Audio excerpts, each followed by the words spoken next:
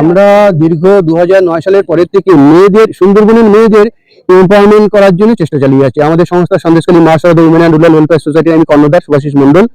আমার প্রচেষ্টা হচ্ছে সুন্দরবনের মেয়েদের স্বনির্ভর করা, তাদের স্বাস্থ্য, তাদের শিক্ষার বিষয়ে উন্নয়ন ঘটানো এবং তাদের সব বিষয়ে সচেতন করা।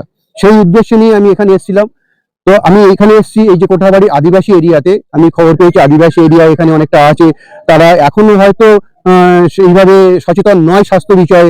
আমার মনে হয়েছে তাদের আরেকটু সচেতনতা দরকার, বিশেষ করে তাদের ঋতুস্রাবের দিনগুলো তাদের কিভাবে থাকবে, কি পুষ্টিকর খাবার খাবে, কিভাবে তারা চলবে, কিভাবে পরিষ্কার পরিচ্ছন্ন থাকবে, এই বিষয়গুলো তাদের জানানো দরকার। এবং সেই সাথে তাদেরকে আমরা আজকে স্যানিটারি ন্যাপকিন ডিস্ট্রিবিউশন করেছি, রিউজেবল। এতে তাদের অনেক উপকার হবে এবং আগামী দিনে তাদের যাতে সুস্থ শরীর হয়, সুস্থ ভাবে তারা বাঁচতে পারে, তার একটা আমরা অ্যাওয়ারনেস করে গেলাম এবং আগামী দিনে সেটা করে করবো। আর বাচ্চাদেরকে যেটা করলাম, এখানকার অনেক বাচ্চা আছে যাদের খুবই গরিব,